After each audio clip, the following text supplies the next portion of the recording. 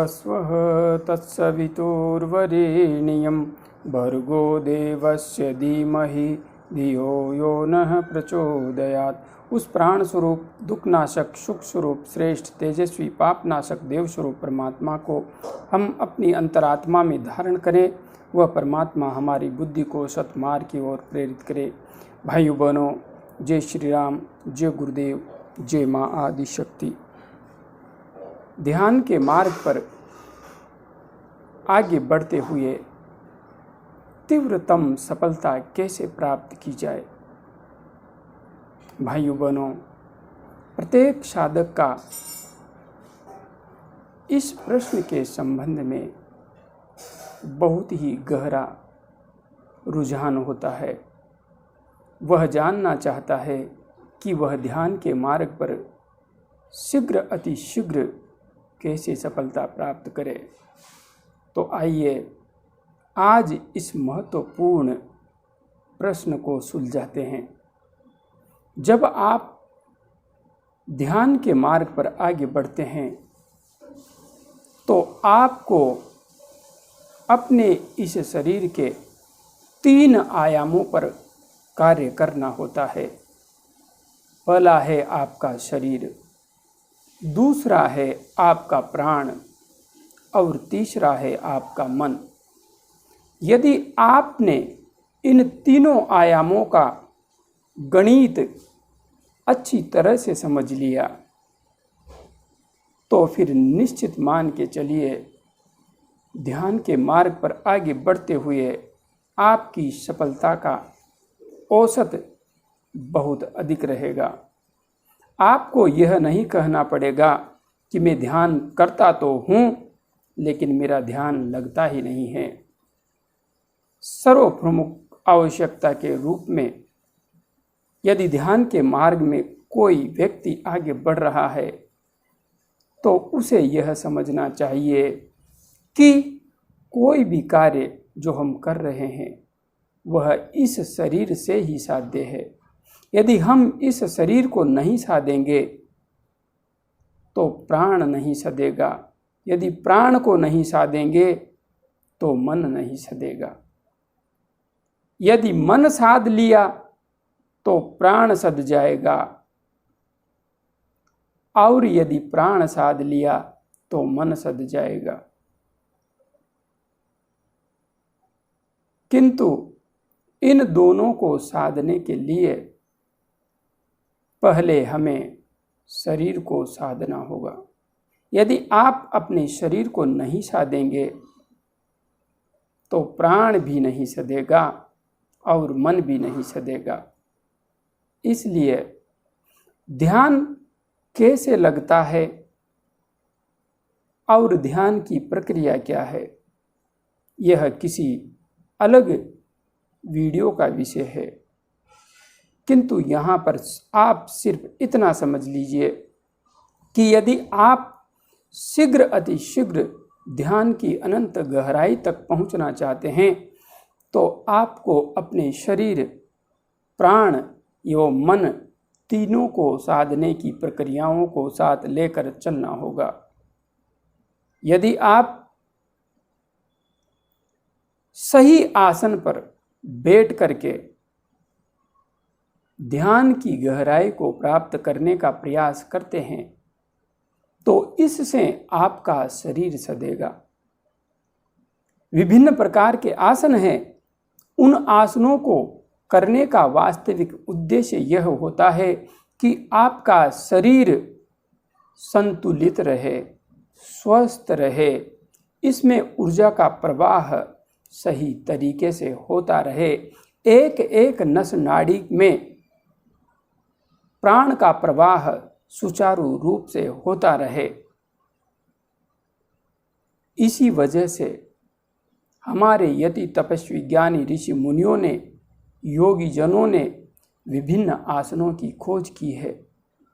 किंतु उन आसनों में से ध्यान की अनंत गहराई प्राप्त करने के लिए विशेष रूप से पद्मासन, सिद्धासन, वज्रासन और जो इनमें नहीं बैठ सके उनके लिए सुखासन, जिस किसी भी रूप में आप बैठें, किंतु आपकी रीढ़ की हड्डी बिल्कुल सीधी होनी चाहिए। यदि आपके बैठने की स्थिति सही है तो निश्चित रूप से आप शीघ्र अति शीघ्र ध्यान की अनंत गहराई को प्राप्त कर पाने में समर्थ होंगे। इसलिए प्रथम आवश्यकता है, आप जब ध्यान करने बैठें तो सिद्धासन, पद्मासन, वज्रासन, इन 3 आसनों का नियमित रूप से अभ्यास करें। और यदि आप किसी कारणवश इन आसनों में नहीं बैठ पाते हैं तो आप सुखासन में बैठें या किसी कुर्सी में बैठें या सोफे में बैठें, किंतु आपकी रीढ़ की हड्डी बिल्कुल सीधी होनी चाहिए। यदि रीढ़ की हड्डी टेढ़ी रहेगी तो आप जीवन भर ध्यान करते रहेंगे, लेकिन आप ध्यान के मार्ग में कभी भी सफलता प्राप्त नहीं करेंगे। दूसरा, यदि आप अपने प्राण को संयमित नहीं करेंगे, शम नहीं करेंगे, शम का अर्थ ये मेरा बायां हाथ है, ये मेरा बायां नासिका छिद्र है, ये दायां हाथ है, ये दायां नासिका छिद्र है। इन दोनों नासिका छिद्रों में प्राण का प्रवाह निरंतर, कभी इसमें ज़्यादा कभी इसमें ज़्यादा, कभी ईड़ा नाड़ी में प्राण का प्रवाह ज़्यादा, कभी पिंगला नाड़ी में प्राण का प्रवाह ज़्यादा। ये दोनों नासिका छिद्र कभी भी बराबर नहीं चलते हैं। जब तक आप अपने प्राण को सम करके ध्यान नहीं करेंगे तो आपको ध्यान की गहराई प्राप्त नहीं होगी। वर्षों आप ध्यान करते रहेंगे, लेकिन आप यही शिकायत करेंगे कि हम ध्यान तो करते हैं लेकिन ध्यान लगता ही नहीं है। इसलिए आपको यह विशेष रूप से समझना चाहिए कि मन को यदि साधना है तो आपको पहले प्राण को साधना होगा, और यदि प्राण को साधना है तो पहले शरीर को साधना होगा। अर्थात सही तरीके से बैठकर प्राणायाम करने की स्थिति उत्पन्न करनी होगी। सही आसन में बैठें और नियमित रूप से प्राणायाम का अभ्यास करें। ये विषय पहले मैं समझा चुका हूँ कि सुषुम्ना नाड़ी में प्राण का प्रवाह कैसे करें, इस संबंध में वीडियो उपलब्ध है। साथ ही आसन सिद्धि कैसे करें, इसका भी वीडियो अपने चैनल पर उपलब्ध है, आप वहाँ से सीख सकते हैं। इसके बाद आता है मन। आपने शरीर को साध लिया, आपने प्राण को साध लिया, तो आप अब मन को साधेंगे।